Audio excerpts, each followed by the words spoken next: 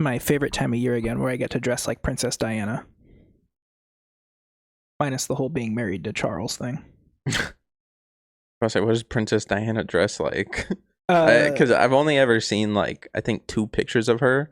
One, she was in just a normal ass just jeans and t-shirt, and then the other time she was in a dress, like running in an Easter egg hunt. It's like there's like a really famous picture of her. I don't know where it was. I think it was post divorce, and she was in like sneaker, like 90s, so sneakers, like leg warmers, I guess. They're not like they're high socks, like thick socks, I guess. Okay. Sneakers, leg socks, like super short bike shorts, and like an oversized crew neck shirt like this, or I guess sweatshirt. And it's just, you know, for like a royal. That's not allowed, but she just did it. Yeah. Really cozy. Very like San Francisco type of Gotcha. I think her fit was best when never mind. Uh-oh. I couldn't I know I wanted to get to she died in a tunnel in a fireball, but I couldn't figure out how to get there.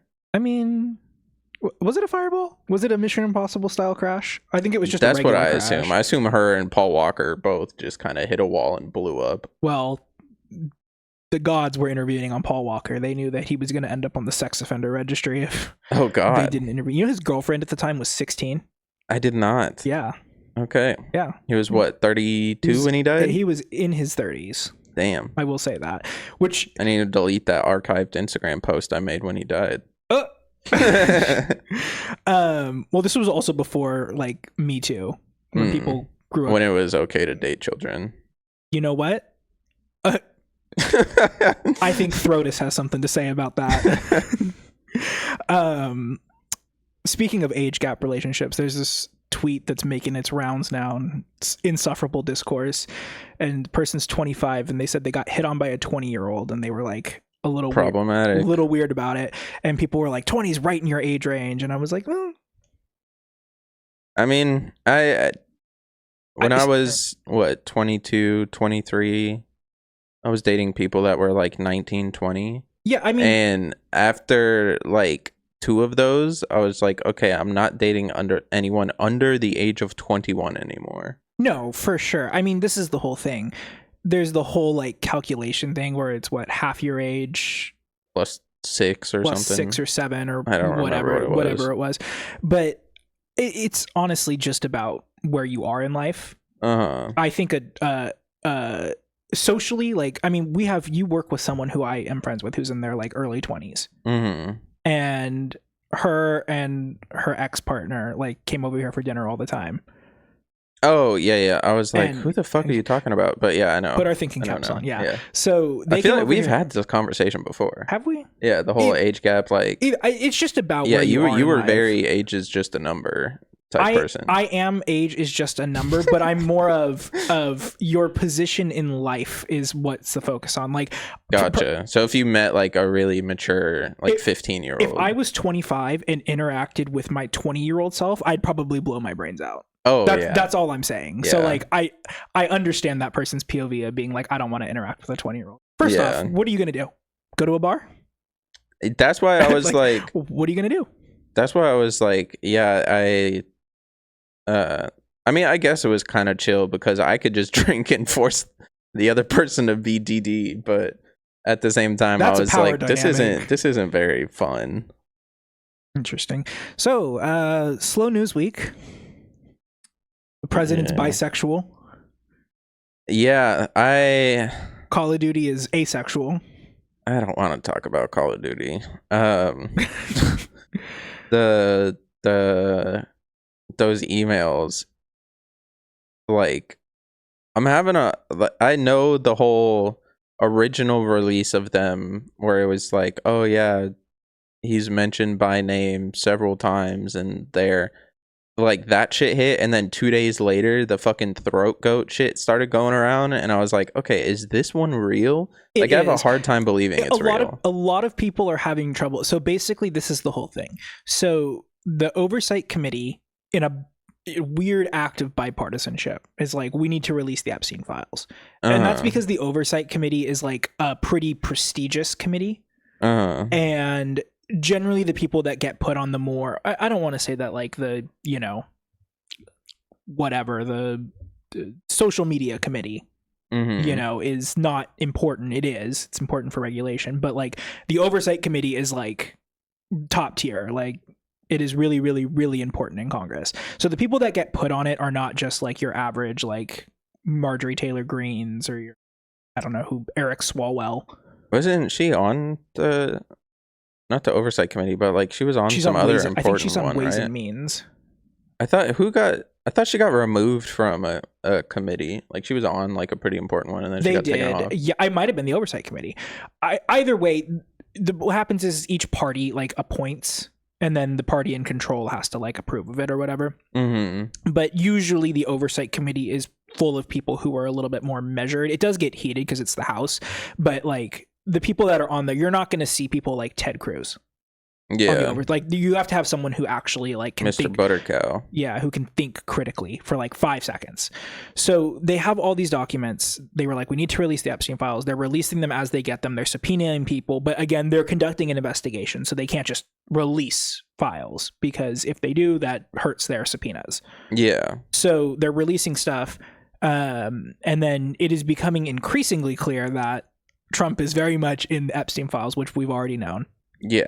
And so there are some Republicans who are like, I don't really care if he's in the Epstein files. We need to release we should release them. It should be fully transparent so that the American people can make their own decision. And also it's just politically like very bad to defend pedophiles. Yeah. Like, and they recognize that. And this is the whole thing. Donald Trump is a lame duck president. The second he took office, he cannot be reelected. But you know who can be reelected every 2 years? Everyone on the oversight committee. Yeah. So they recognize that. So they're trying to release them. Now, this is what doesn't make sense to me. The government shut down and they were like, oh man, we can't release them. Our hands are tied. And it's like, you can do stuff. They had several votes. Like they passed Is there a rule though that's the only thing they can vote on is the budget thing to open it back up? Where they're like constrained? No. There was things in the Senate going on the whole time. There was like there was something in the Senate that passed that was like actually like a decent thing where it was like, okay, why are we randomly agreeing on things all of a sudden? All property is now owned by the government. I forget what it was, but either way, it was like a pretty standard vote, and everyone was like, what are you doing? Why are you taking a vote on this right now? Can we open the government back up? Like, people are not getting their SNAP benefits. Yeah. Either way, they went on their little recess. Mike Johnson dismisses everyone goes home, and they're like, oh man, we can't release it. And the Democrats on the House Oversight Committee released the first batch, the one before the throat goat stuff. Okay. And then for some reason, Republicans were like, well, that paints Trump in a bad light. We don't like that. So we're going to release like 27,000 more documents. So they released it, and the throat goat was like buried in there. Okay. And so then it was like, oh, okay. And this is like the funniest thing ever, which is the Republicans, because this is like a bipartisan effort. The whole, I don't know if you've heard about I forget what it's called, but there's like the vote that they're about to take next week to release them. It's because Mike Johnson won't put it on the floor. So a Republican from Kentucky and Ro Khanna from California, who's a California politician, they got together and they were like, we're going to force this vote. So there's like a thing where if they get discharge position.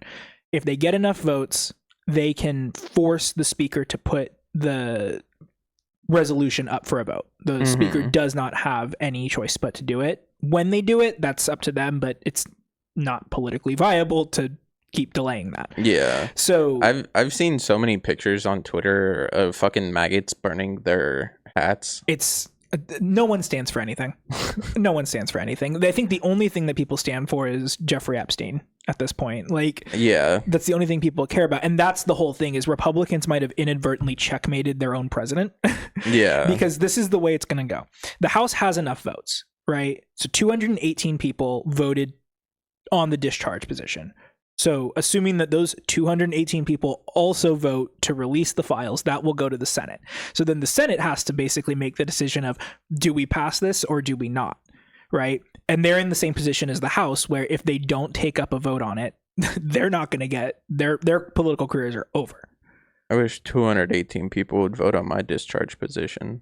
She discharged my petition to like Epstein. Oh, petition? Petition. Oh, I thought it was discharge position the whole time. No. I was like, what a crazy way to name something.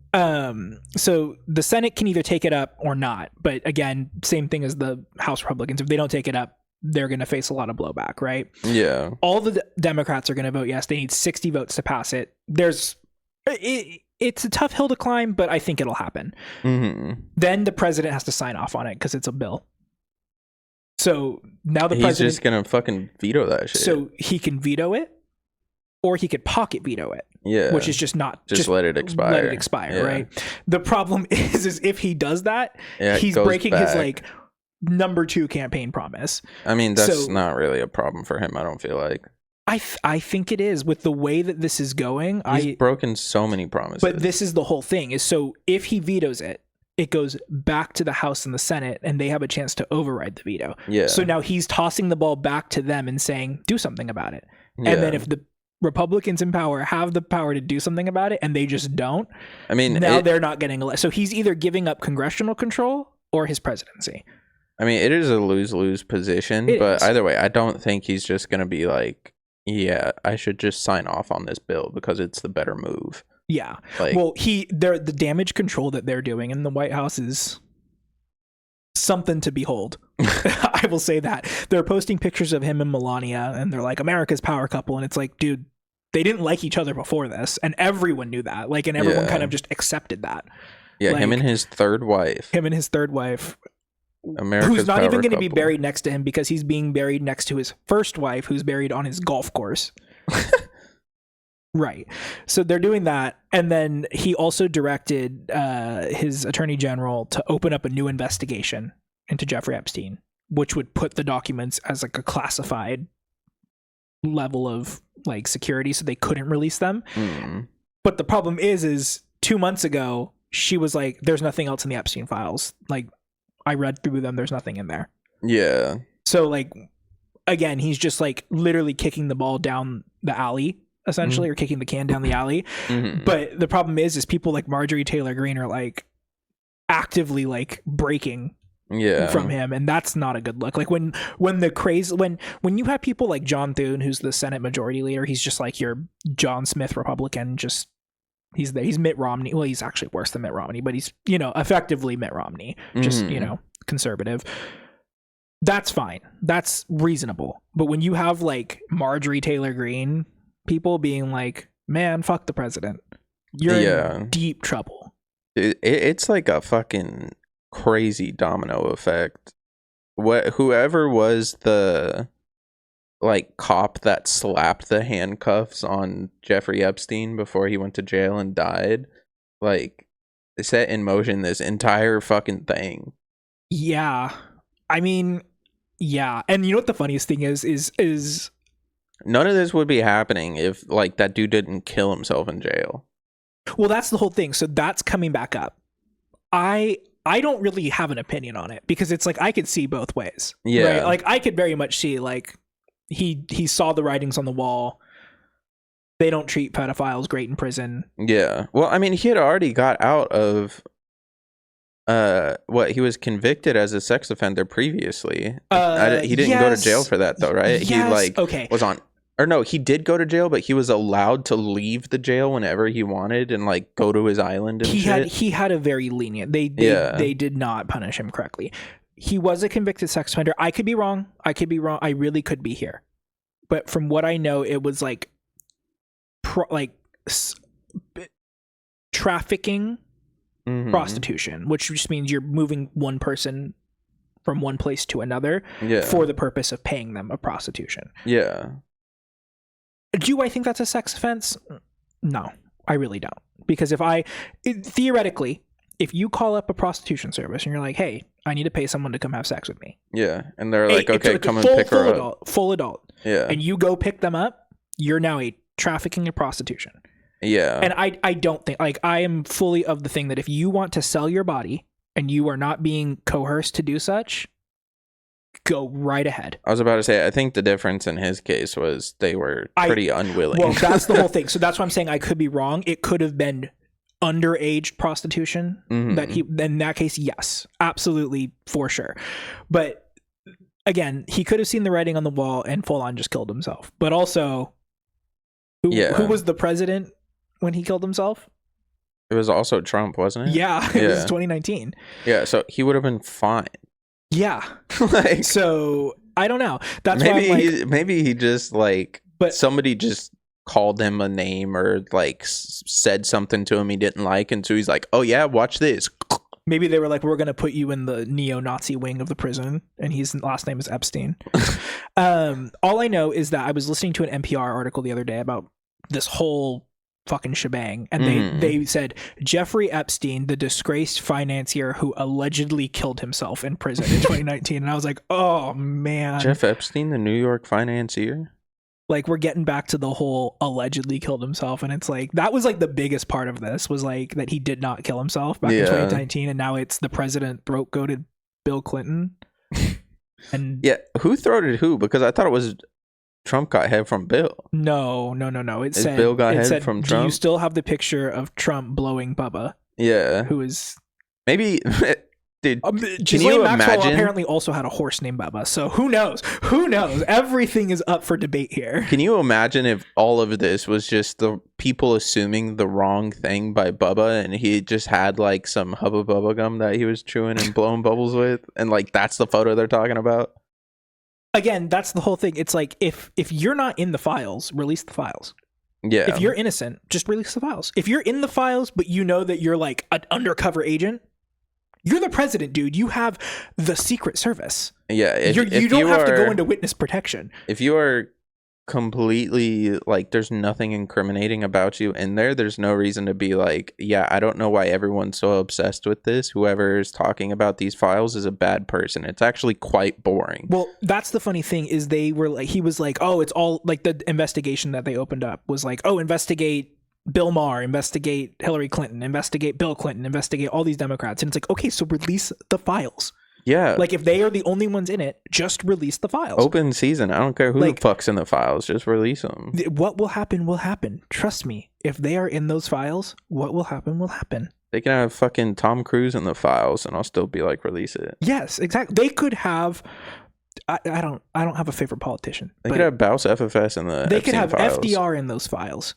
I'll say FDR is my favorite politician. They could have FDR in those files, and I would say release the files. It's just like I do not care, man. If you could be on a committee for anything in the House, what would you be on? The committee in the House. I don't know all the committees. Well, no, you can just make one up. Oh, I would be on the anti-AI committee that makes it illegal to be Mark Zuckerberg. Okay. And Jeff Bezos and anyone else who says the word AI.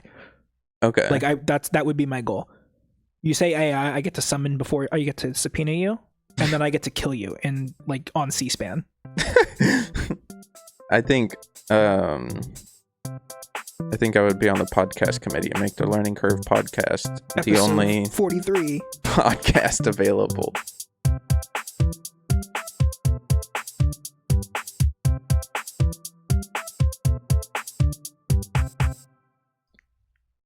The only podcast available.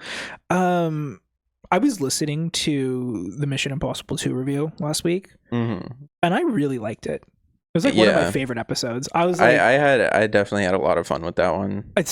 Just because of how like ridiculous the movie is. A lot of people have like DM'd me about the podcast ever since Dire Lane. They're like, I've actually like listened to this and it's really good. And so we're getting more listeners. And I always tell people, go to the Scientology episode. That's my personal favorite because it was just so extra. But now I think that the Mission Impossible 2 is probably my favorite, just because it was nuanced but so funny. Like, I was literally laughing in the gym. Yeah, I do laugh at my own jokes, but I don't laugh at my own jokes that bad at the gym. So if you are a new listener, watcher, whatever, make sure to subscribe or follow the podcast so you're up to date. Not on Spotify though. We're boycotting Spotify. Or are we boycotting Spotify? There's a boycott right now because they're letting ICE ads play. Those really racist ones that are like, Americans, take back your country, make it white only. Oh, God. And they're like, sorry, it meets our terms of service. We have to play it. And it's like, you really don't. Racism is allowed in the Spotify terms of service. You're a private company, sir. You do not have to allow that ad on your platform. Well, I mean, wasn't there the whole thing with like Trump's account being deleted from Twitter that happened? That was like, yeah, social media platforms can't like do that to government entities. No. Whatever came of that? Because something happened with that shit. A lot of people settled. So basically what happened is they suspended him because he had 14 days left of his presidency when that happened. Yeah. They suspended him. And then Biden was president, so they were like, okay, nothing's going to happen to us. And then the second that he became president, he was like, I'm suing all these companies. And so they're like, we'll reinstate it. I think Twitter was the first to do it, but that's just because Elon Musk bought it. Yeah. But a lot of them like reinstated him basically just to get on his good side. But the Supreme Court did have a case last year, and it was actually a really interesting case. I still have to read more into it to develop a better opinion, but essentially some parent or parents sued YouTube or Google, I don't know, Alphabet maybe? I don't know. They sued one of the YouTube, Google, or Alphabet, one of the three, because that's the chain of command. They sued one of them because their kid went down the alt-right pipeline watching YouTube. Okay, well that's... And their claim is that they did not do enough under... There's like this like law that was passed in like the 90s about the internet. And they basically argue that under that law would require YouTube to identify extremist content and nix it from the website. That they would be civilly responsible for moderating what's on their website. Regardless of if it's someone being like, hi, I hate the UK and I'm also from Northern Ireland, so I'm going to set a car bomb off, extremely leftist position, that would get banned. And then someone like Nick Fuentes getting banned. Like, essentially, like, it doesn't matter if you're far left or far right. That it's too much for the internet. You have a duty to like get rid of it. I remember listening to the briefings on it, and I was like, this is kind of a hard case, and I don't think it's going to be a win for anyone, no matter how this court rules. I think the court's in a really, really hard position here, because it's like, if you rule that they do have to moderate it, then you're nixing free speech. And it opens the cans of worms. It's not even about free speech. It just opens that can of worms, and I don't want to do that. Yeah, I don't think shit like that should be allowed on YouTube, but at the same time, you need to be watching what your kid is doing. That was my other thought. Is there's this episode of Family Guy where in the midst, so basically Family Guy got canceled back in like 2003 because of people not liking Family Guy. Not like low viewership, but like parents being like, this is an inappropriate show, because like the idea of a cartoon like that just wasn't, like The Simpsons, I guess, was nothing like that. I mean, they said the same shit about SpongeBob too. Well, that's the whole thing, but this got successful. So they canceled it, and then they brought it back. And when they brought it back, there was like a scene in the show, I forget what the context of it was, but Brian looks at the camera and he's like, well, maybe you should, as a parent, be watching what your kids consume. And if you don't like something that they consume, don't let them watch it. Yeah. And that's like, my whole thing is like, I personally, if I had a kid, they would not see a screen until they were 16 years old. Minimum. Yeah. I'm fully willing to admit that like I got an iPhone in 7th grade and it did irreparable damage to my brain. When did I get my first? I think I got my first phone when I was in like 5th or 6th grade, because I was walking home from school and my parents wanted me to like message them when I got home. That being said, my first phone was like one of those Nokia bricks. Right. And then like after that, I had like one of those old grandparent flip phones and like the Motorola Razr type shit when people were getting iPhones and like Blackberries and shit. I had my first phone when I was in 4th grade, but it was like a T-Mobile flip phone that was like this big. Yeah. It had like 5 numbers in it. It had my mom's number, my dad's number, my grandparents' number, not even my dad's mom, like my mom and my dad's mom and dad. And then our neighbor across the street and Vacaville Police Department. Yeah, Because, I could put like, whoever's number into my phone that I wanted to, but I think just I if I end up having children, which I am currently opposed to, I'm gonna do the same shit with them. Like, I'm gonna wait until I give them a little bit of independence, and then give them like a phone with 9 buttons on it, right. and then Give them a dementia phone. yeah, wait like until they're in beginning of high school, maybe 8th grade, and then give them like a fucking locked down iPhone or some shit. That's what I was saying. Is so when I got into 7th grade, I think 6th and 7th grade, I had a phone. It was back when they were really starting to just do anything with phones, and it was one of those phones that went up and sideways. Do you remember that phone that fucking Sony came out with? It was like a PlayStation phone. I'm not even kidding. I don't. I wanted that shit so bad because you could hook it up to, I think the PS3 was out at the time. You could hook it up to your PS3 and use it as another controller, and you could also like play some games on there. It was fucking sick. All I know is I had that, and that was like fine for like texting, and I think that's fine. Like in 7th grade, texting your friends, whatever. Yeah. But like, my parents did not let me on the internet until I was in like high school. And even then, I ended up on tumblr.com. Yeah, I was about to say, just did same fucking damage to my brain. Same shit happened to me. Freshman year of high school, I made a Tumblr account, and everything kind of spiraled from there. Yeah. Now I'm just on the internet pretty much always. Yeah, exactly. And that's my thing is like, I know people now that have kids, and all they do is like, whenever their kid is like even slightly fussy, throw a screen in front of them. And it's like, perhaps not. Perhaps a book. Yeah. Perhaps let them cry. I feel like you need to like raise your child like it's the Middle Ages for a little bit. Yeah, this was the phone. Oh, I do remember that. Yeah. I didn't know that you could do that, but yeah. I do remember that. Yeah. I just keep your kids off. Like, I was getting groomed on the internet. Honestly, I think I was too at one point, because my DSi, you could hook it up to the internet, right? The internet browser on it was it was just written in a different language that didn't like to talk to the majority of the rest of the internet. You couldn't go on YouTube, you couldn't go on Google, like you couldn't do any of the major things. But what I was able to do was I found like this chat room. Oh god. And you didn't have to have an account to like talk in it. You just needed to like type in a username, and then you could just talk in the chat room. And so that's what I did. And I would just talk to people in there forever.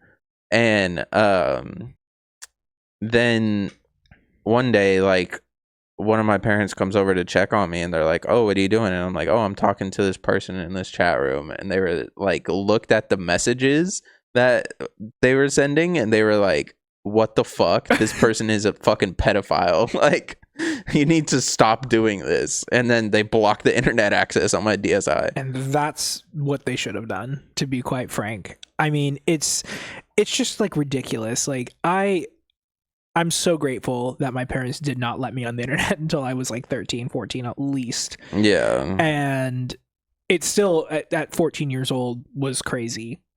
Yeah. Like, the first thing I did was watch porn. Oh yeah, that's the first thing everyone does. And it's just like, it just leads you down a road. You just Google naked. YouTube it. YouTube it? I didn't go to YouTube. Oh, I feel like you end up on Ask FM and Kick and all these other fucking old ass apps where you were getting fucking groomed by 40-year-old men. The first place I watched porn was our family computer had, I think it was Norton antivirus. And in the Google browser, there was like a plugin at the top called Norton Safe Search. And so what I would do was I clicked on that button, and it would pull up a completely different search engine. I don't know what it was called, but it wasn't Google. And Bing. I would just type in the word sex.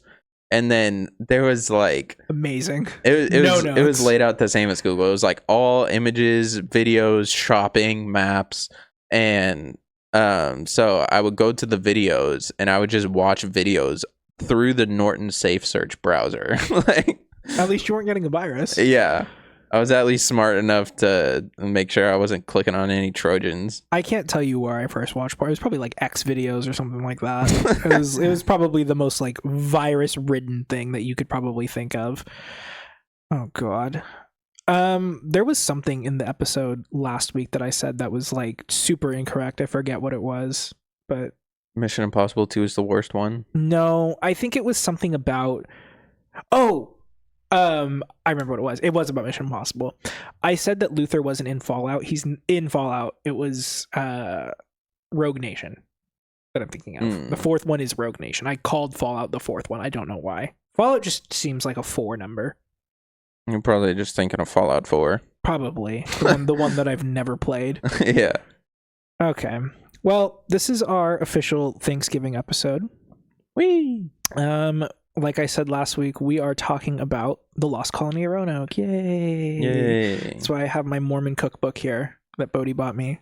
Let me see. You should read. Just flip to a random page and just give us the names of the recipes because it's awful. Okay, this is ice cream, strawberry ice cream, raspberry ice cream, no cook. Vanilla ice cream, eggnog ice cream. What the fuck you mean? This is awful. Eggnog ice cream in that? Yeah. Oh, dog ear that page for me.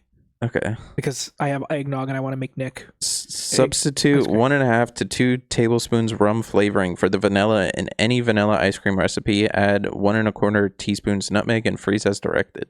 That's all you have to do. Just follow the vanilla ice cream recipe. Okay. Yeah, none of this. I remember looking through this before, and it was like freaky shit. Yeah, where's the freaky shit? Jello broccoli pudding. Yeah, it's bad. Vegetables, salads. For those breads, of you who don't know, appetizers. There's some weird shit in here. The Mormons are responsible for the diabetes in this country.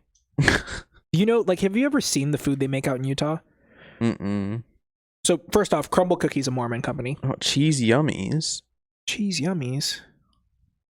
What is this? 2 tablespoons Worcestershire sauce. Beat well, spread on crustless bread, triangle shape specifically. I do beat well. Making about 75 to 100. What? Interesting. I mean, Mormon families are like fucking 20 motherfuckers deep, so I guess that makes sense. Oh, they got Japanese fried rice, Chinese fried rice, toasted rice. There is a high concentration of Asian Mormons, so very interesting. Like Crumble's a Mormon company. Yeah. Have you ever seen their sodas out there? Because they can't have coffee, so they have like. No, yeah, I watched several videos on like the different. What's the big company called? Swig. Yeah, and you can get like a 60. Like it's like you think a Big Gulp is big. They're fucking gigantic. 120 ounce things out there. It's like you ever have anybody in your family that was kind of like white trash and diabetic, and they had like the fucking. It's from AM/PM. It is no joke. Or like the Bubba kegs. You ever see the big ass Bubba kegs? No, it was that, but filled with soda. My mom is like a Diet Coke addict, and she would get like the biggest Big Gulp she could get. Yeah. And honestly, I understand that because Diet Coke is fucking delicious. But ways to perk up meals: simmer savory with green peas, allspice and beef. What the fuck does that mean? Allspice is like a seasoning. Oh, I thought they were saying just whole spice cabinet. Dump it on your beef. No, allspice, if I remember correctly, it's like 5 different things. Interesting. Try dark molasses and custards, maple syrup and apple desserts, and honey on fruit tarts. Either way, I couldn't think of anything else to put out there. I could have put another cookbook, but... Quick orange refrigerator cake. How come vices are more habit-forming than virtues? Mechanic to customer. It's gonna preach at you. I'm afraid you have more of a problem than I anticipated. Your battery needs a new car. Okay, that's kind of funny. I'm not gonna lie. I don't know what the vices are more habit forming than virtues, but the joke underneath it is pretty funny. Your mother has been with us for 20 years, said John. Isn't it time she got a place of her own? My mother, replied Helen. I thought she was your mother. Yeah, that's kind of funny. White people jokes. Progress is the mother of problems. Okay, there we go. That's a campaign thing. There's the whole fucking let's go back to the woods. That's a campaign. That's Mitt Romney's thing. A watched pot often causes one to join Weight Watchers. Do you have access to Hulu? Maybe. You should watch. There's a show on Hulu. It's a Hulu original short series, mini series. It's like, one season or whatever. Mm-hmm. It has Andrew Garfield in it, and it's a show. He's like a Mormon cop in Utah. It's a true story. And it's about this woman who's like, I don't know, man. Perhaps the church is not so great to us as women, and then they kill her. And I can't get this bitch to stand up. How did I do it? I don't know. I think I had him tucked.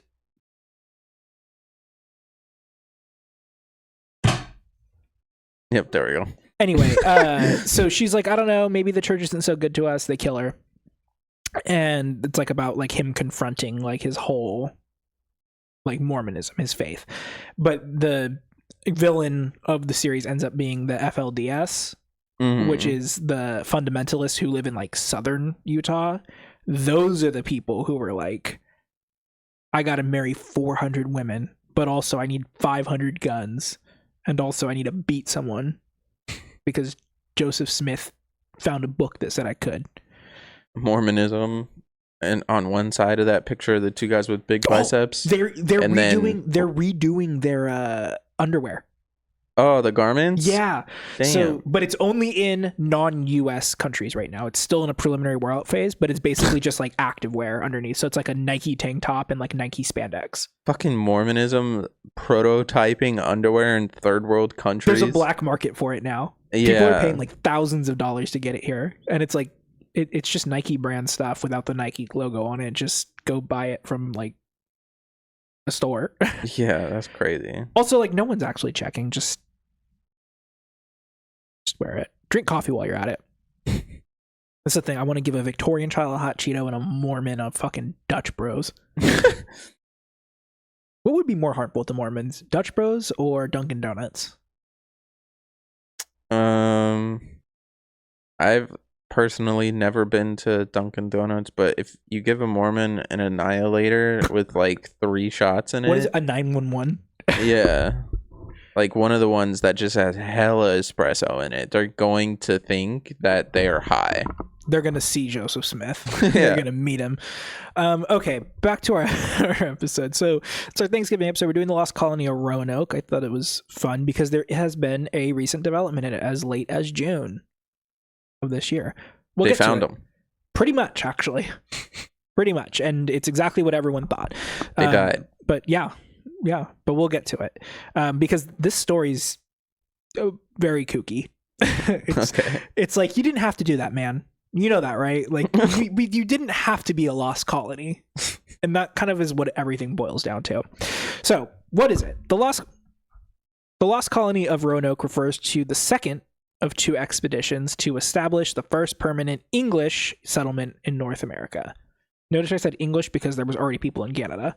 Mm-hmm. So we were just late to the game. The colony itself is located on the Outer Banks of North Carolina. Do you know what the Outer Banks are? I'm very confused by them, but I looked into them. I mean, I feel like it's probably just like a collection of islands close to the coast. Yeah, so basically there's like the actual coast, and then there's usually like a bay or like an inlet, and then like a thin island strip. You remember the scene from Pirates of the Caribbean 3 where they're like, the 6 of them are like meeting in the middle, like the standoff scene? That's an atoll, but like off of a main body of water or a main body of land, that would be like an outer bank. Gotcha. So it's like a thin strip of land. So the East Coast of the United States has barrier islands all down the coast. Like every state just is full of barrier islands. That's why, like, if you look at Massachusetts, it has like, it's like a rectangle, and then it has like that hook. That entire hook is a barrier island. Well, it's not an island because it's attached to it, but like it functions like one. And what the islands can be man-made, but they're usually naturally formed. They're deposits of sand that run parallel to the main coastline, and then they separate bays and lagoons from the open ocean, and they usually just absorb the brunt of ocean-based threats. So that's like one of the strategic reasons for like all the environmentalism on the Outer Banks. Like that's why like you see people get really, really passionate about like not building stuff there, because if they do, it's just gonna fuck people over on the mainland. So it's like you let the these islands are just made of sand and people decided to settle on it. Yeah, I mean, have you ever seen what is that? The Keys, the Florida Keys. How does that shit not just like sink? It does. That's the problem. That's like the problem with the Florida Keys right now is like people are like, we're not going to evacuate. And then every time a hurricane comes by, there's no Florida Keys for a few days because they're all underwater. Like it's ridiculous. But the point is that like, if you look at the barrier islands that like Roanoke, the Lost Colony of Roanoke was on, it actually has like soil and like it grew into an ecosystem. But the problem is if you tear down the trees, you tear down all that, nothing absorbs a giant fucking hurricane that's coming in, and then Raleigh, North Carolina gets just obliterated. Yeah. So, I mean, the hurricanes are getting stronger anyway, so it doesn't really matter. But anyway, the colony is located in what is now Dare County, North Carolina.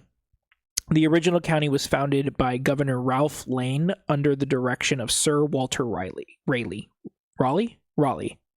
But the Lost Colony is most closely associated with John White, who was the governor. So this is where it gets super confusing because it's like, basically the Queen of England was like, hey, we want to go make colonies over in the US. So she went to one of her people and was like, hey, you go make a colony in the US. And he was like, I'm not going to do that. You go make a colony in the US. And that guy was like, I will go, but I am just someone who can lead. I need someone to govern.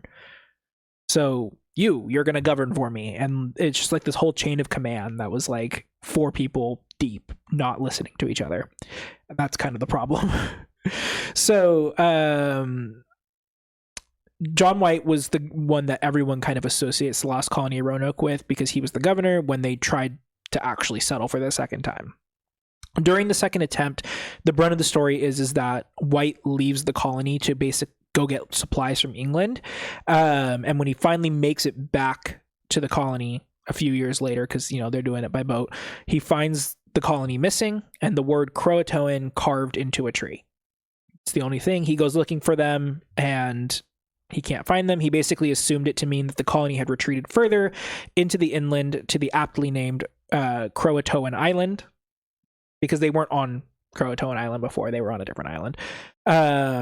But basically he tries to get to it and can't.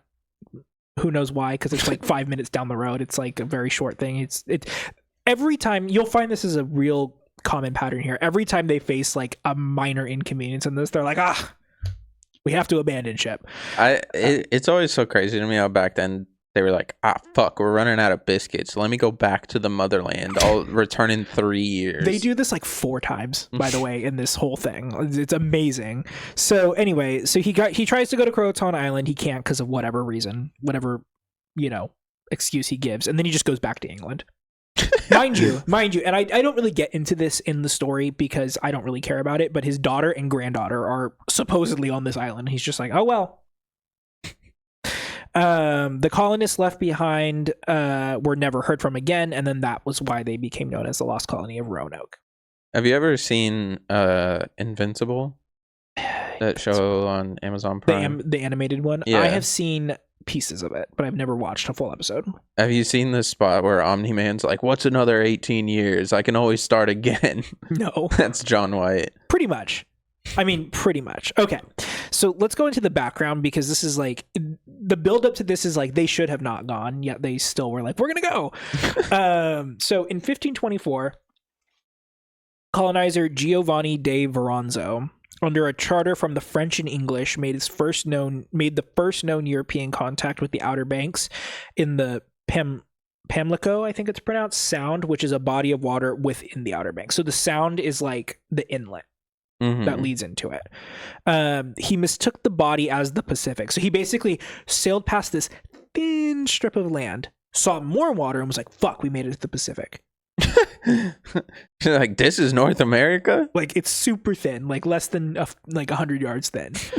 And so he's like, God damn, we made it to the Pacific. The only thing separating us, a thin strip of land. There's just straight line down the middle of the earth. Like, that's pretty assumed. I mean, that's like the kind of the One Piece world. It's not thin line, but it is a fat line, but it just separates the two halves of the world. These islands, if you look at them, they're not thin. They're not like 100 yards. I mean, some of them are, but like they are small. Mhm. It would not make feasible sense that there's just a thin strip of land dividing it. Like, I don't know what these people were thinking.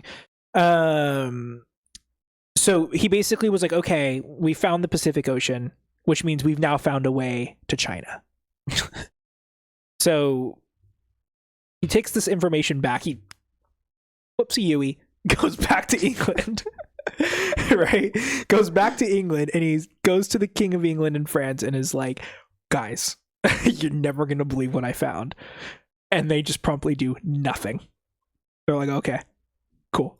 Yeah, all these people are like, mind you, the whole like reason they even went left in the first place was to try to find a route to China. So he's like, guys, I did it. And they're like, thanks.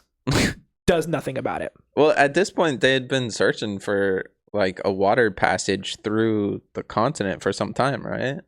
In 1524. So this is about 30 years after Columbus lands the first, I guess, like high profile landing. Yeah. But I mean, Amerigo Vespucci, I don't know when that was, but he landed up in Nova Scotia back in who knows when. Yeah.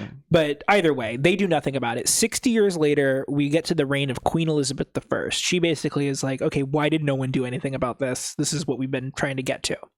So she reopens the case and grants a charter to someone named Sir Humphrey Gilbert to explore and conquer the land unclaimed by, quote, Christian kingdoms. So we're opening up the Crusades again. Real great. Basically, Queen Elizabeth I instructs Gilbert to explore and conquer. She basically gives him the rights to anything north of Spanish Florida. So mind you, the Spanish have Florida. They understand there is a large mass of land there. And he still is like, guys, we can just go through it. We could just go through it. It's very thin. So imagine thinking that all that's over here is Florida. Oh my God. Like, what did they know? It's always been Florida. Everything is Florida.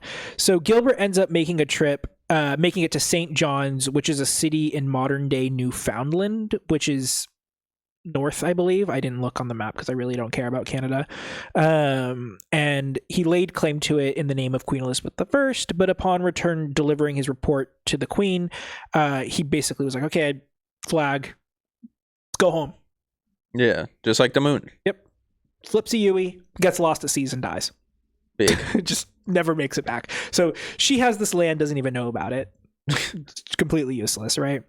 So he dies, and Queen Elizabeth I is like, oh, that's real sad.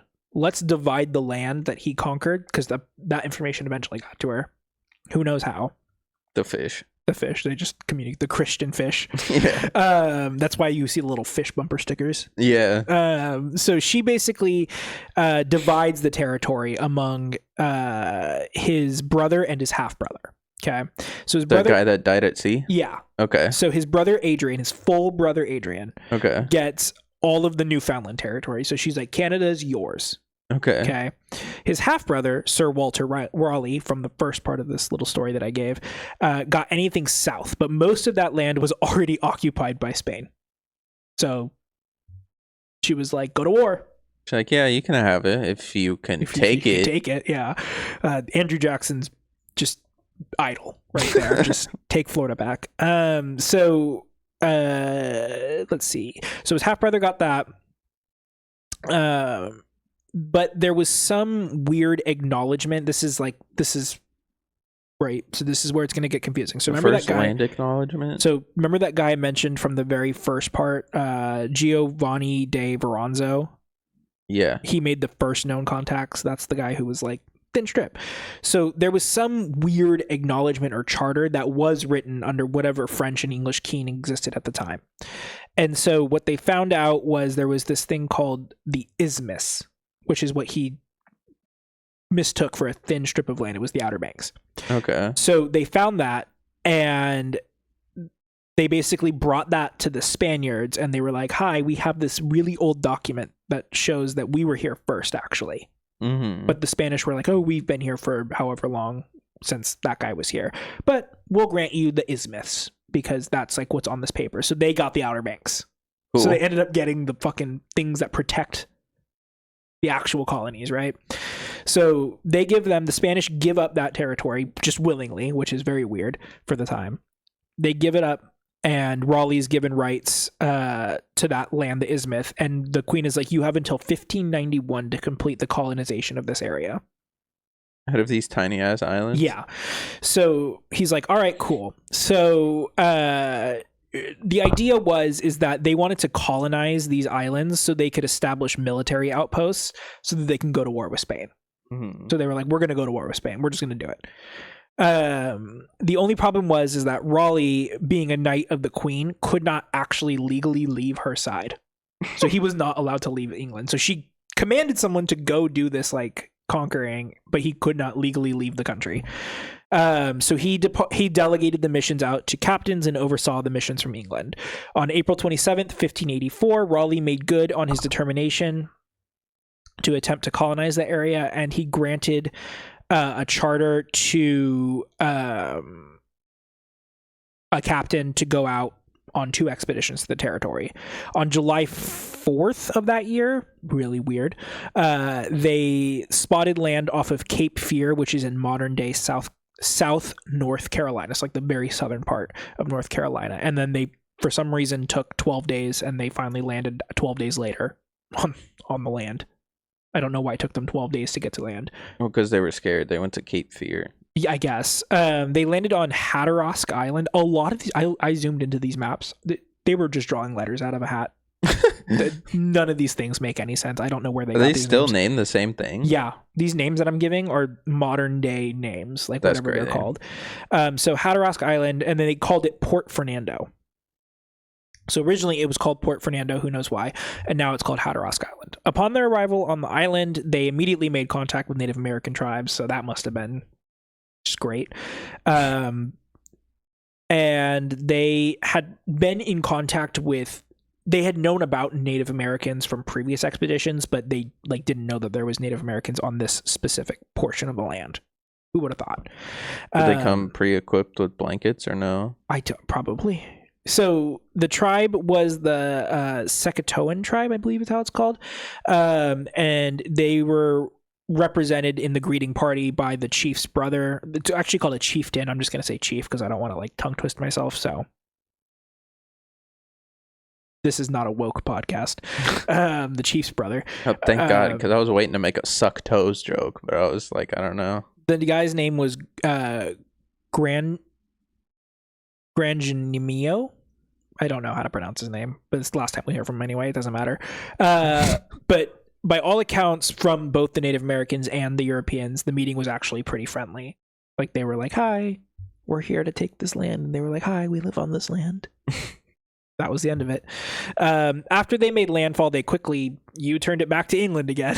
And in late 1854, they actually got back to England, and they actually brought people, the natives. They were like, hey, do you want to come with us back to England? And the natives were like, fuck yeah. And they just left. So they brought people. They were willingly brought? They didn't fucking chain them up? Yeah, they became ambassadors. What the hell? Yeah.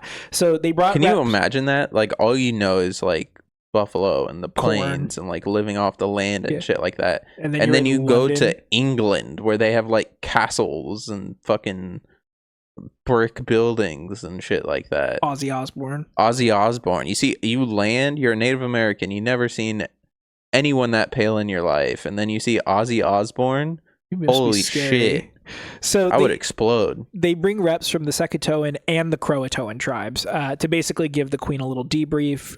She was so impressed by the findings of the expedition that she made Raleigh governor of the new land and deemed it Virginia.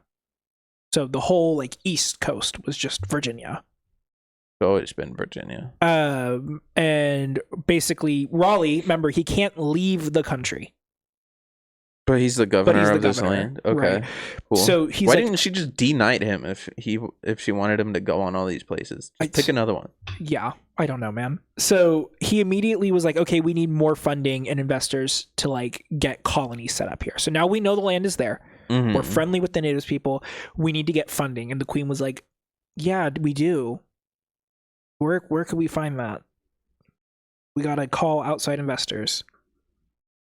Venture capital was pretty big in the 1500s. It's super big. It's not like the queen didn't have control of the money. Yeah. So they look for So people. let me hit up Silicon Valley. Exactly. The first Silicon Valley, which was, I don't know, Dorchester. I don't know where Dorchester? that is. I don't know where that is in England. I know it's a city, but English people tap in. Is Dorchester a good place for Silicon Valley?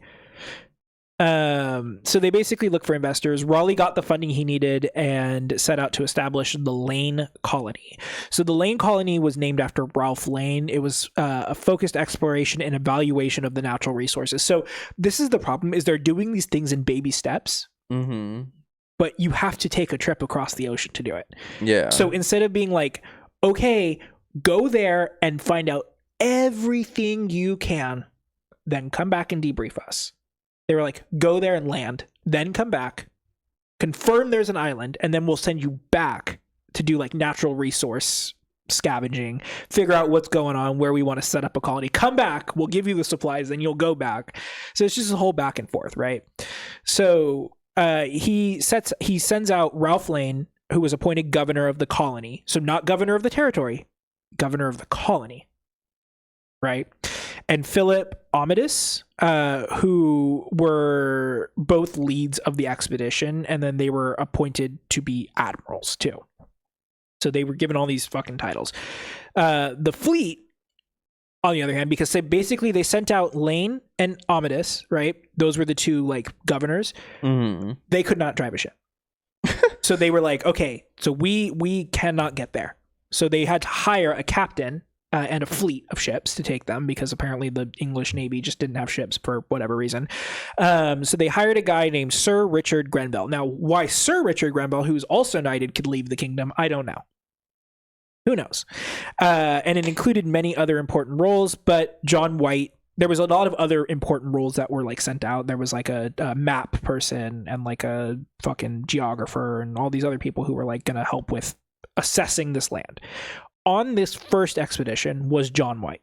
He was an artist, so he was drawing like pictures to like bring, like, not in like a, oh, we're gonna put these in a museum, but like in a, oh, we need to kind of know what we're dealing with and we don't have a camera because cameras don't exist yet kind of situation, right? I also think he drew maps too. Cartographer, is that what they're called? So he was like an artist / cartographer, right? So he's on that expedition. The fleet departed Plymouth, England, not Plymouth, Massachusetts, but Plymouth, England, with 7 ships and roughly 600 people. The thing is they only needed 60 people to go on this mission. They were like, how many did they have? 600. Oh. So a lot of people were like, we want to go. And that's, I think, where they got a lot of their funding, because they were like, give us your life savings and you can come. And through a series of catastrophic events, they just got separated in the Atlantic Ocean. Damn. I never understood that. Like, why not just tie a rope to all the ships? Because if one goes down, you're just going to drag the others with you. Cut it. I mean, if a ship is going down on the open ocean, it's probably because there's horrific weather. That's true. So okay. You can just end up, like, if you tie the ships together, you can end up, like, just breaking both of them if the currents are too bad, or you can have one ship crash into the other, which can still happen, but it's just more likely if they're tied together. Gotcha. Okay. Well, either way, they had a backup plan. Oh, good. Somehow. Right. So the backup plan was, if they get separated, there is an agreed meeting point in the scenario that they are not able to all drive right to North Carolina. Out of the 7 ships that departed, only 2 of those ships made it to that meeting point, while the others made shore on the Outer Banks. So somehow there was like an intermediate like point of islands, like not close, I guess closer to the US than they are to England. I forget what islands they were, but some of the ships just ended up just going straight to the destination, and other people were like, oh, we'll meet at the rendezvous like we said we were going to do.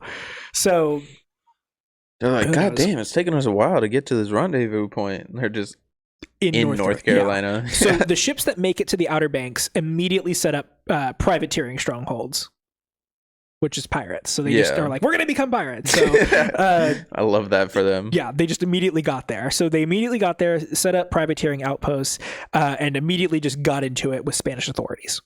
Just full on, just started. They said pull up on site. They are like 2 ships. There's like 2 ships there. probably not big ships, because it was not the flagship that made it to the Outer Banks. It was like the support ships. So they were like, we have limited guns, we have limited people, let's start a war with an existing colony that's here. So they start getting into it with the Spanish. And if they pirated enough Spanish ships, they should have enough. Well, this is the whole thing. They were not good at it because the Spanish immediately said, we have the best navy. Because I think this is real. I have to brush up on my world history, but I know that the English, French, and Spanish kind of went back and forth of who had the best navy over the course of. Looks like he got shot. Like from year 1000 to the 1800s. So at this point, it was the Spanish, right? So the Spanish Navy pulls up. They're like, okay, we're gonna, kill these people. And the people that made it to North Carolina had to abandon their privateering strong. It's like a little ostrich. They had to abandon their privateering strongholds because of the Spanish Navy. Around August of 1585, all the remaining original fleet members finally were like, okay, they're not coming. Let's just go to North Carolina. They get to North Carolina. Hey. Hey, we've been here. North Carolina. We kind of started a war. Sorry. They're like, yar. So they finally all meet up, right? And as soon as they meet up, they say, okay, we need someone to go back to England. And they sent one vessel back to England as a reporter ship to be like, we made it. We made it. Half of us are now pirates. A lot of them died too. So in the separation period, a lot of provisions were lost, causing a need for downsizing. So basically, I don't know how many people of the 600 made it, like after the whole separation period, made it to North Carolina. Like when all the ships met up and were like, okay, we're going to send one ship back. Oh, that's the candle. I thought that was Havoc, like flat. Oh, no. Like, it's one of those like poppy wick candles. I don't know what it's called. Yeah. So they send the one ship back, but they're like, we also have nothing. We have no food. So we need to send everyone back home except the absolute bare minimum people, which mind you was 60, but they kept 100. Just in case. Just in case. Who knows? Are the pirates and the non-pirate people like chill at this point? Yeah. I mean, they were all part of the same like fleet of people that came. Okay. And the goal was to set up privateering outposts. They just got to jump on it and really sucked. They just really were bad at it. So they go and they send everyone but 100 people back to England, and they're like, go back to England and get more stuff. Bring back more provisions and you can come back. So they set off, and a second fleet of colonists and provisions was expected, but they were unsure of how long they could make things stretch. So the group was supposed to come from downside. Basically, they were supposed to go back to England and get more provisions. And at this point, there's no record of where John White was. So they don't know if John White stayed in the U.S. or went back to England. But the point is that he's not there, or there's no record of where he was. I feel like if I'm sending people to make a colony, I'm going to send them like with seeds and shit so they could start farming instead of just like a barrel of crackers. We'll get into that. I think they did, and I think they were just really fucking bad at it. Okay. Because you have to remember, the people that they're sending over... Well, they got one of each type of person. But they were sending people over. Remember, they only had to bring 60 for the resource scouting, right? Yeah. So it's like people going to Antarctica now, right? You're not sending a farmer to Antarctica. You're sending someone who knows about agriculture to assess it for the potential, and then the farmers will come in and do stuff. The 600 people that went were all rich people because they had to pay to go. So they're not people who are working the fields. They're people who don't know what they're doing. They'd be like sending a bunch of district managers to run like a Target. Yeah, that's fair. But I feel like you should still be like, okay, we're going to sacrifice a farmer to this boat. Yeah. Like, okay. Yeah. No, I mean, there's a lot of different things. If I'm going to set up a colony, like I need like some poor people. You know what I'm talking about? I'm building a bridge. We got to keep the classes separate in the new world. I'm building a footbridge. A footbridge? From England to North Carolina. So anyway, the remaining colonists were like, okay, we don't have enough supplies, so let's make contact with the native Sakatoans. And they basically were like, we're going to make friendly with them so they can show us around and we can actually like survive. There was an incident where a silver cup went missing from the colonizers' camp or whatever they had, but the natives didn't have it, and in response the English burned the native village and crops to the ground, setting up a tumultuous relationship with the natives. So immediately they were like, we're going to go to these people for help. Something goes wrong and they immediately like start killing them. It's a silver cup. It was probably a fucking bird that took it. And mind you, they burned the crops too. So it's like, what are we doing here? Do we want to live or not? So the main ship of the exploration had been damaged at the point where they finally met up, but during the separation period. And so they finally got it repaired after so long. And the captain goes, okay, I'm going to go back to England and report this because we still have not gotten new people. I don't know how long this was, but obviously it's probably going to take like 6 or 7 months to like go back to England, get supplies, and come back. Well, you said that dude took like 3 years to there's go back a forth. lot of things that happened in between. A lot of funny things. So, but if you're, I think the idea is if you set sail from North Carolina, go to England, stay on the ship and just say, put a bunch of supplies on and I will literally turn this thing around and go right now. Mm-hmm. It's like 6 months. So at the time. So he goes to England to report the status. In the meantime, the remaining colonists set out to explore and create a more permanent settlement or colony. The colonists hoped to find gold and silver in the area, and there's just not. Yeah. So they immediately were like, fuck, this is useless. So they just gave up. They just straight up gave up. Like they lost all morale and gave up when they did not find gold and silver. So great people to send over. This is why you shouldn't send the rich people. They're too worried about finding gold and silver. They fucking kill the dudes that are helping you out when they lose a silver cup to a bird. Like, this is why you send the poor people, because the poor people pull up. One, they don't have a silver cup to steal, so they're not going to burn down some native shit. But two, like, if they don't find gold and silver, they'll just be like, hey, like, we can just start a new home here. They'll start farming, and they'll be like, yeah, we're just free from, like, those people that were charging us taxes. Let's just, like, stay. Exactly. And the other thing here is, this is what I was talking about, where it's like, you don't have to do that, man.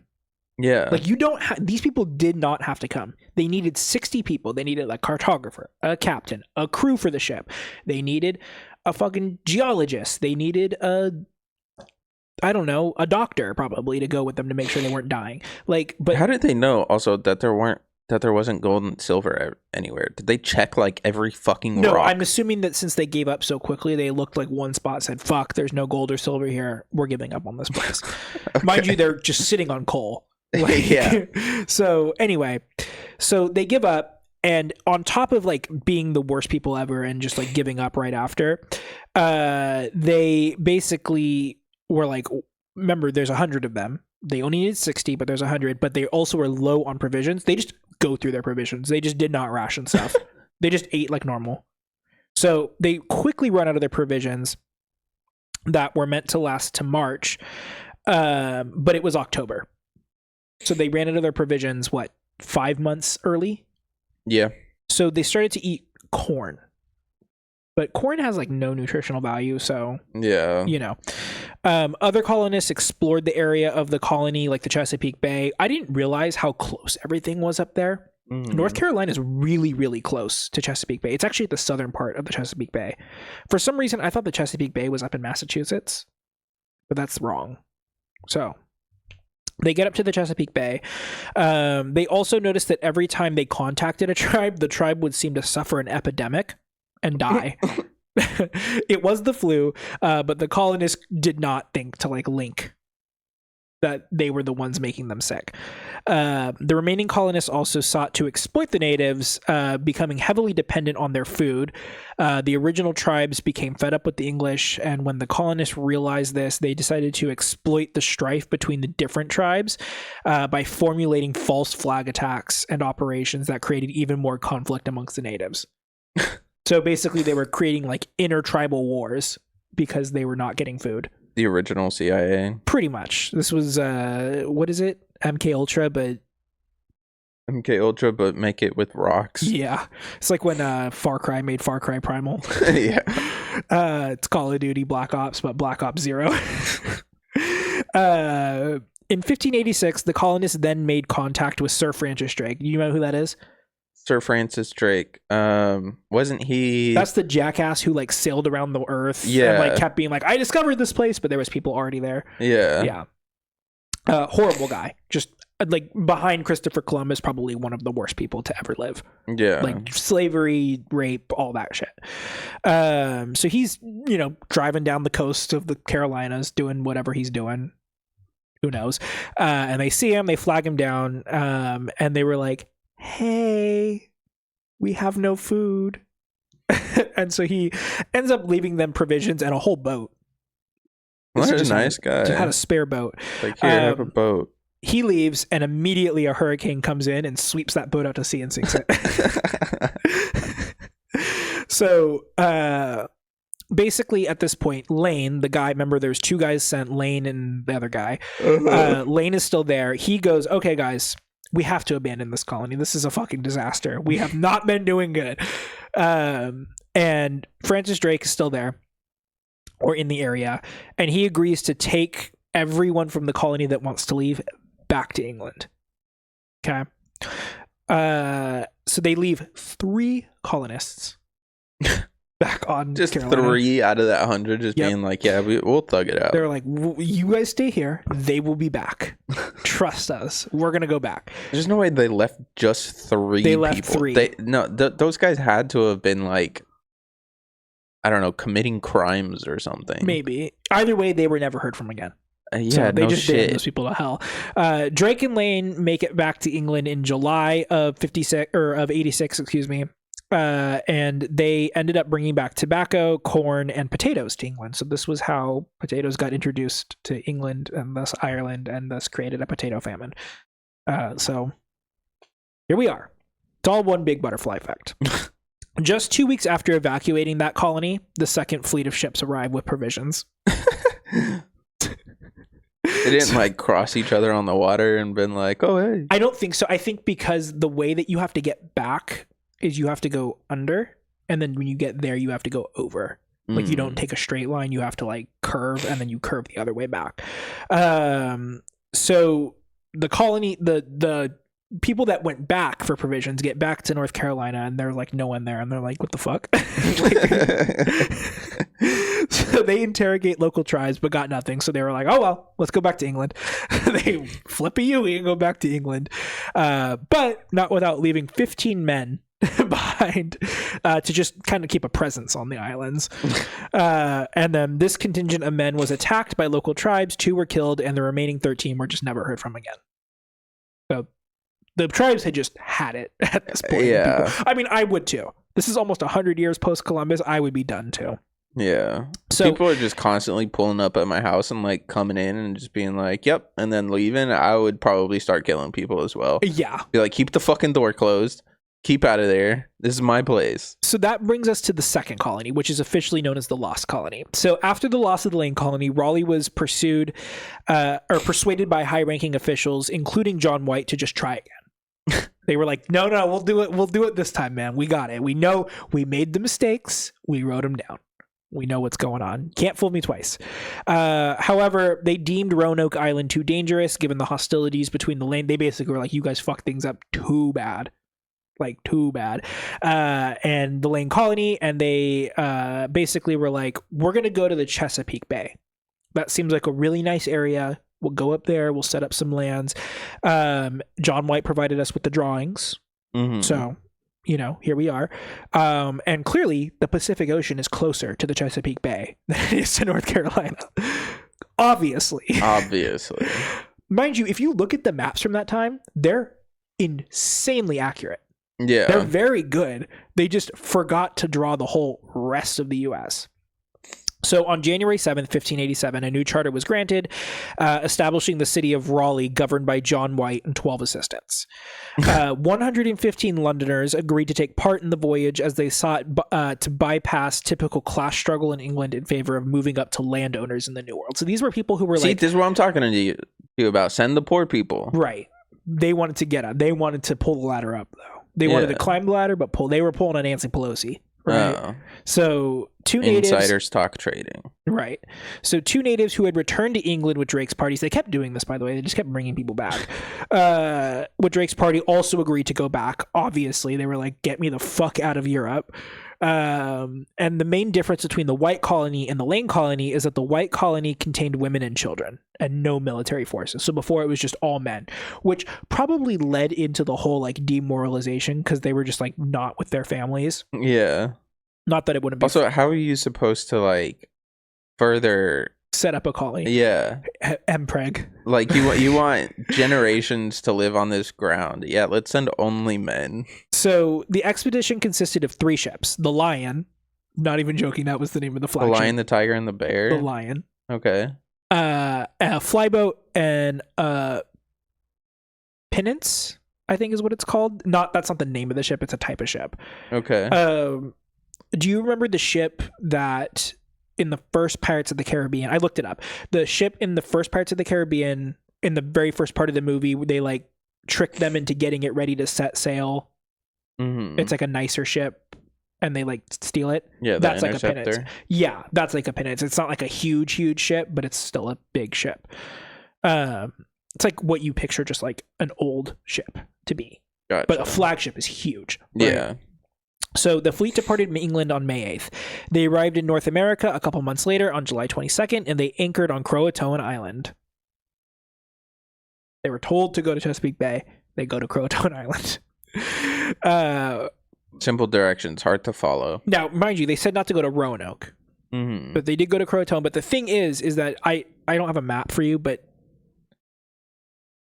Croatoan is here. There's a little inlet, and Roanoke is here. Chesapeake Bay up here. So what they were doing, I don't know. Just they were. Do these guys, when they pull up, because you said they're sending cartographers to make maps, do they like have a copy of the previous map, or are they just guessing?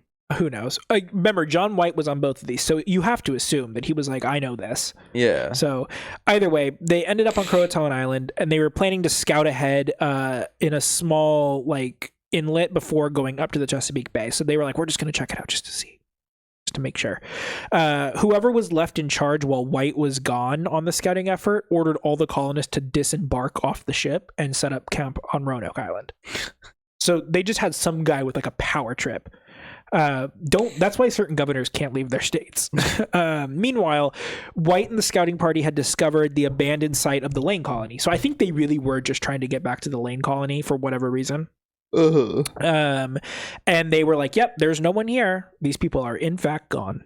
And it's like, no shit, you left them with no food, a hostile Native American tribe to their west. What do you think is going to happen, right? Yeah. On July 25th, after disembarking onto Roanoke, George Howe, who was one of like the admirals on the one of the 12 assistants, was killed by Native Americans while crab fishing. Great start to the second colony.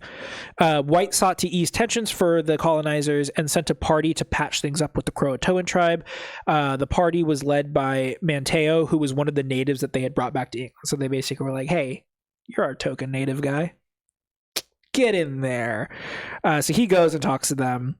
But, however, there was no response to the efforts made to like turn the fire down.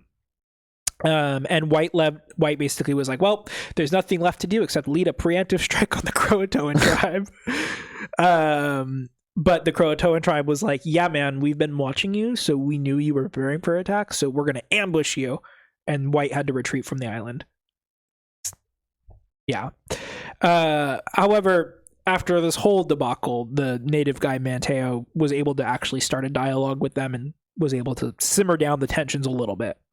While the tensions were eased, the colonists faced many of the same problems the Lane Colony had. They were still attacked by other Native American tribes they were not friendly with. They basically, again, had all these provisions and rations, but they were like, we're not going to do that. We're just going to eat like normal. So they lost all their food. And then, of course, hurricanes, because they landed in the middle of hurricane season. Big. In North Carolina. At this point, the colony elected to move about 50 miles up the coast in search of better conditions and convinced John White to return to England with their fleet to ask for help. Now, what you have to remember is he went to Roanoke Island to go find the people from the Lane colony, right? That guy who ordered all the people onto Croatoan or wherever they were, John White gets back and just accepts that. He doesn't tell them, pack it up, get back on the ship, we're going up to Chesapeake Bay. They just accept it. They just stay there. So they have no food, they have nothing. They're like, John White, go back to England and get us stuff. He's like, okay, I'm going to go back and I'm going to leave. He leaves on August 27, 1587. It's important to note, again, that during this time, his daughter was there and gave birth to her child, who was the first child born of English descent in the U.S. So he just like leaves his kid there and his grandchild. He gets back to England in late 1587, and he promptly gets trapped there because England goes to war with Spain. And they were like, we are commandeering every ship for the Navy. So England takes all the ships and sends them to war with Spain.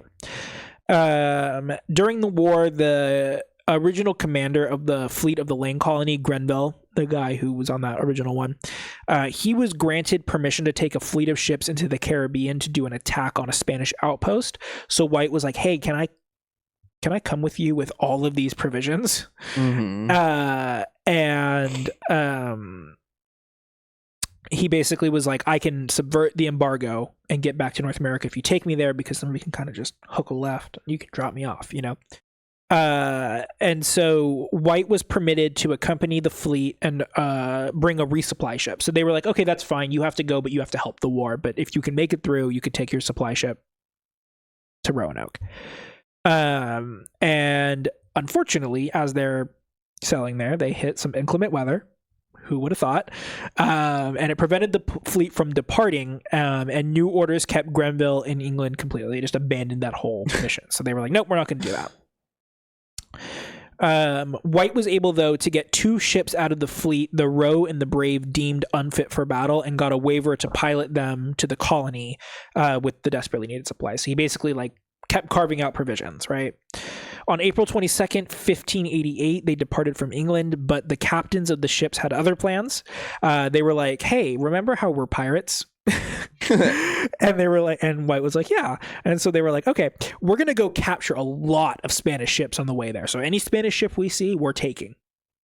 So White gets led into this whole pirate expedition, right? And on May 6th, 1588, they were attacked by French pirates off the coast of Morocco. Now, what they were doing in Africa, I do not know. Because that is fully off course from England. That is south, right? They were ambushed, and 24 men on the ship were killed, and the supplies sanctioned for Roanoke were completely looted, and the Roe and the Brave had to return back to England. So he goes back to England. In August of 1588, England finally wins the sea war with the Spanish fleet. But they were like, we're going to leave in place this blockade because we won the war at the sea. So what do we do next? Go to war on land. Invade them by sea. So they're going to invade Spain by sea. So they were like, we're going to keep all this and we're going to keep this blockade to keep the pressure up, right? Mm-hmm. They ended up doing that in 1589. And during the war, the Spanish had been conducting reconnaissance missions of the area of the Lane colony in order to stop it. They believed that it had become a hub for piracy, but had no reason to believe that it was abandoned at the time. So they were just like watching a completely empty island. Like someday something's gonna pop up here. Trust us. It's like that guy from Dexter, the bald black guy. Yeah. Something. In 1588, on the way to search for the Chesapeake colony, the Spanish discovered Port Fernando, the one that we heard earlier. And they saw it and were like, oh, this place is deserted. So finally, they determined that. And they were like, maybe we should go investigate, but they determined that was useless. So they just never actually like surfaced on the land. They just kind of sailed past it. You think after watching a place for like 2-3 days and just nothing moves, you'd be no like, smoke or anything. Yeah. Okay, yeah, there's probably not people here. So they end up not investigating. The problem is there was people there. Oh. Right. Finally, in 1590, Sir Walter Raleigh gave John White passage to return to the colony with the provisions. So mind you, he left in 1587. It is now 1593 years later. Those people are dead. Yeah. They are dead. They are fucking dead. So the expedition was organized by John Watts and consisted of 6 ships. On August 12th, 1590, the main flagship anchored off Croatoan Island. But there is no evidence that White left the ship to actually talk to the people on the land there, like the Native American tribes. On August 15th, as they were like anchored off Croatoan Island, they saw plumes on the north end of the island, like smoke plumes. Mm-hmm. But when they followed that trail, there was nothing there. Like the smoke had disappeared. So who knows what that was. So they just went back to where they were before. And then on August 17th, they spotted another fire, and they tried to get ashore, but there was difficulty rowing for some reason, and some sailors ended up straight up dying.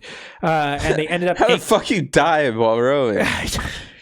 They ended up anchoring offshore, and when they arrived at night, they decided to not go ashore because it was nighttime. They were scared of the dark. I mean, that's fair. So what do? They started singing. Go back to England. No, they started singing to attract whoever was on the island, in hopes that it was the colonists who had started the fire and that they would hear the singing and go, oh my God, they're finally here. Yeah, nothing came of that. So this brings us to August 18, 1590. This is where it all goes wrong for the millionth time, but this is like the final part.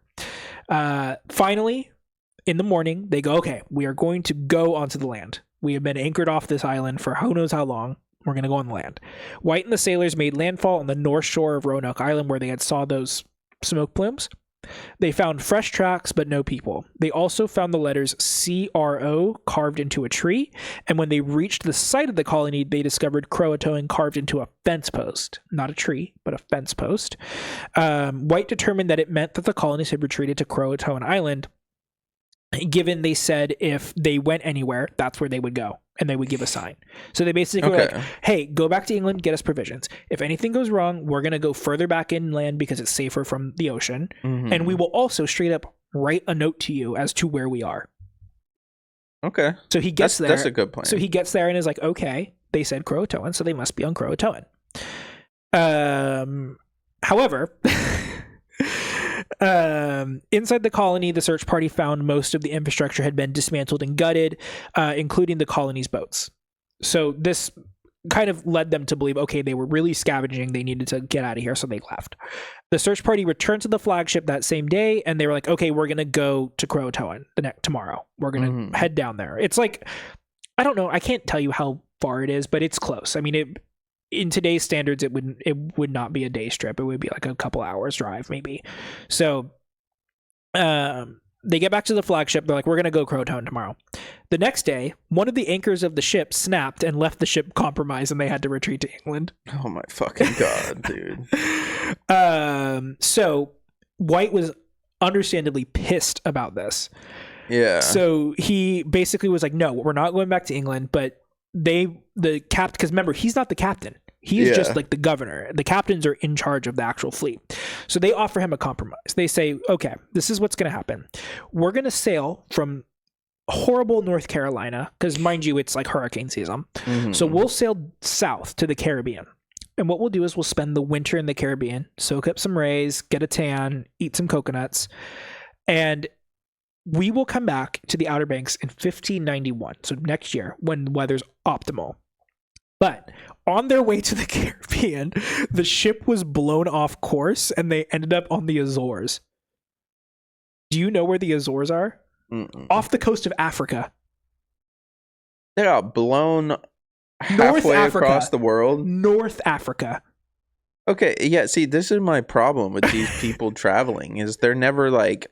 Damn, it normally takes us this long to get there, but we've been traveling for like 3 times that and haven't seen anything around us. Also, the Caribbean's like noticeably shallow. It's like nice, like pale blue water. Yeah. The fucking Azores are surrounded by a trench. So it would be dark blue water, right? So now, here's the thing. We're not finished. You put me on this fucking boat. I'll get there. We're not finished because they ended up in the Azores, but did they land on the Azores? Where'd they go? Fucking Morocco again? No, there was more wind that prevented them from landing on the Azores because they didn't know where they were. So they thought that they were like in the Caribbean. Like, okay, we'll anchor here, we'll stay here, and we'll head back to North Carolina, right? Mm-hmm. Lots of wind out of the Azores. That's why they call it the Azores wind. You ever heard of like the Azores in like terms of like the wind, the transatlantic wind? No. You know how there's that thing about how like minerals from the Sahara get blown over the Atlantic Ocean and land here. Oh, you never heard that? Okay, so that's the thing. It is the Azores, the wind, that brings that. It's named after them because it's like a super windy spot. So a lot of wind prevented them from landing, and they were like, fuck, we're just going back to England. So they just go back to England. But they don't know where they are. How do they go back to England? Sail north. They just figure they're in Africa at this point? Figure it out. I mean, they probably have what is the star thing? A sextant? Yeah, they probably have one of those. They arrive in England. How the fuck did they go to Africa if they have a sextant? They arrived in England in October of 1590, and John White just gave up and never went back. And that's the end of the Lost Colony of Roanoke. Now, we get into the theories for the disappearance. There's quite a few, but they're all pretty short, so we'll just go through them real quick. Okay. So the first, and we will get into we're going to circle back to the first. I'm going to give you the first one. We're going to circle back into it because this is going to bring up the whole, like, it's been solved thing. Okay. The first is that the colonists assimilated into local native tribes and were captured as slaves. Okay. Could this be the first case of white slavery? No. The first case of white slavery was in the Roman Empire. Sell Jeffrey Epstein into white slavery. The theory states that the colonists left Roanoke and sought shelter from the local tribes. There's evidence of this as there are signs of Europeans in the area in the following years. So basically, like, there's like whatever, like traces of them. And an account from traces of Europeans. They just find like lots little of euros. Cigarettes and everyone's uncut. People fucking their sisters. An account from an expedition in 1607 details 4 men living among the Iroquois tribe. These people were detailed as having gray eyes, which is not common amongst native people, like any kind of pigmented eyes, just brown. And the natives claimed to be part white. Another expedition in 1696 detailed seeing natives with blonde hair,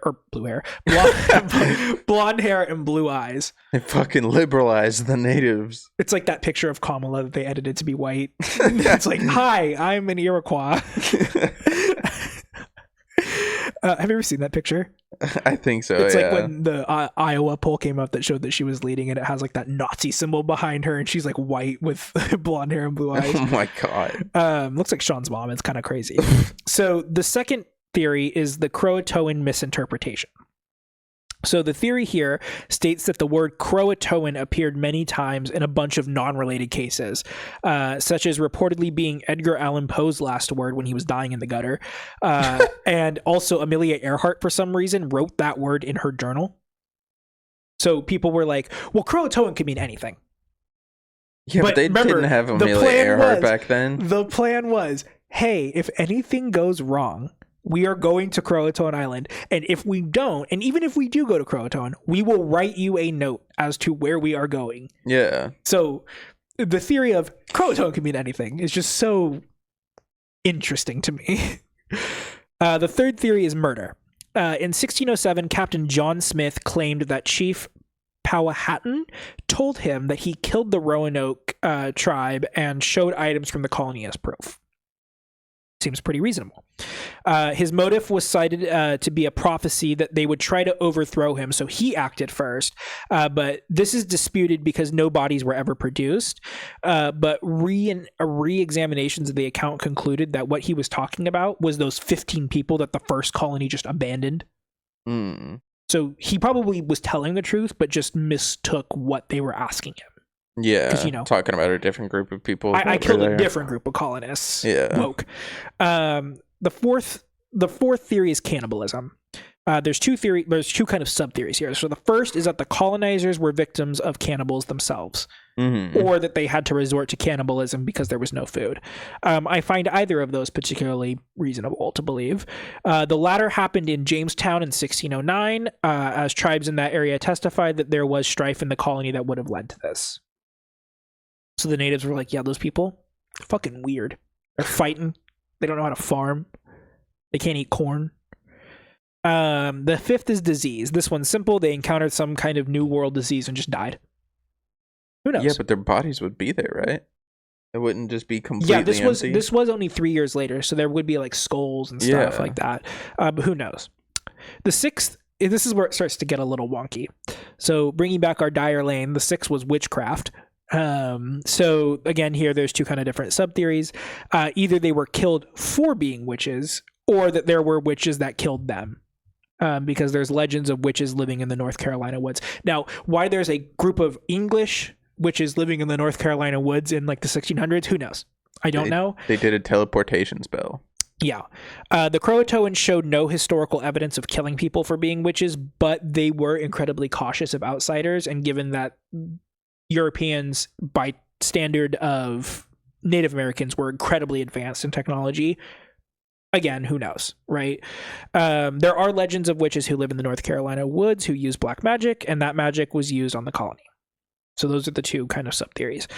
So the seventh reason is supernatural/religious explanations. Basically, the leading theory here is the Wendigo. You know what that is? Yeah. It's a cryptid. Native American superstition says that there's a beast of the namesake that takes over your body if you resort to cannibalism. So this kind of actually relies on theory number 4 to be true. Mm-hmm. And then the colonists are alive roaming the woods as Wendigos, and that's what this picture is. It's a Wendigo. It's like a deer with like a skull, but like a really lanky thing, and it also has opposable thumbs for some reason. There's also a legend of the spirit of Croatoan Island that the colonists could have angered, and that the spirit could have absorbed them into the land, thus getting rid of all traces of their body. Okay. There's one that says why they all died there, and there's no body parts. Yeah. Finally a reasonable theory.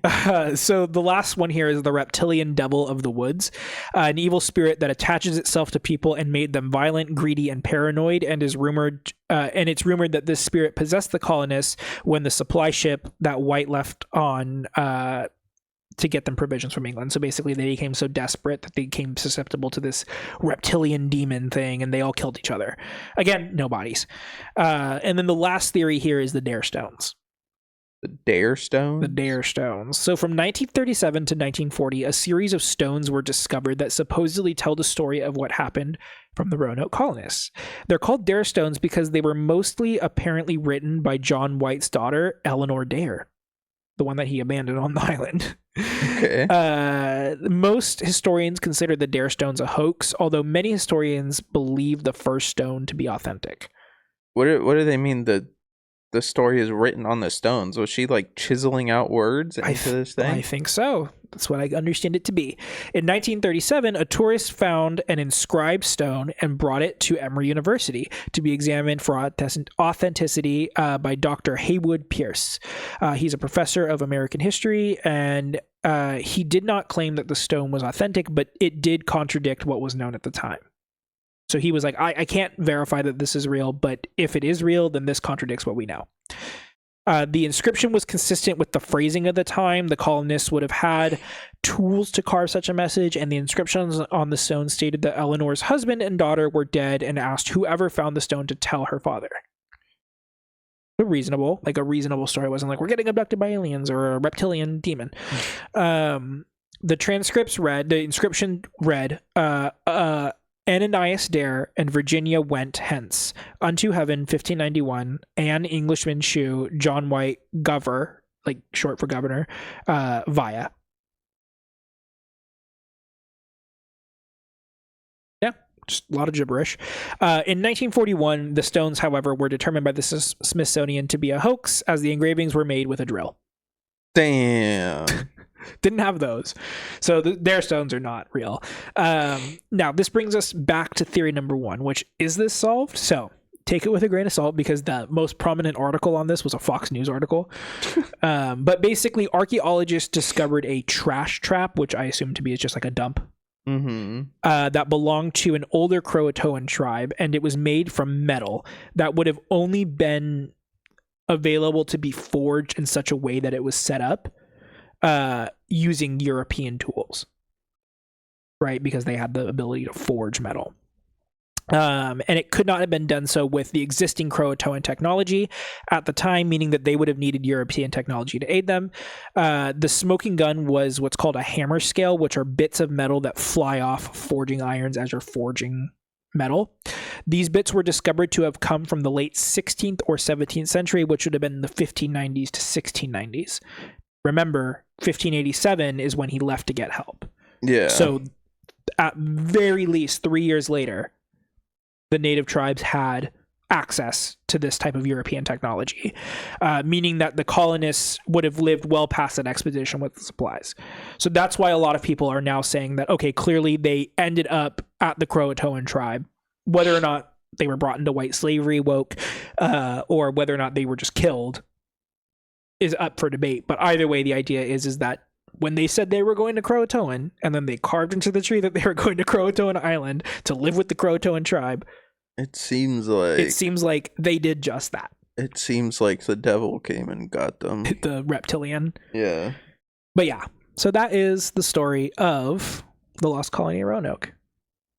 What theory do you subscribe to most? Huh? Which one do you like the most? Which theory?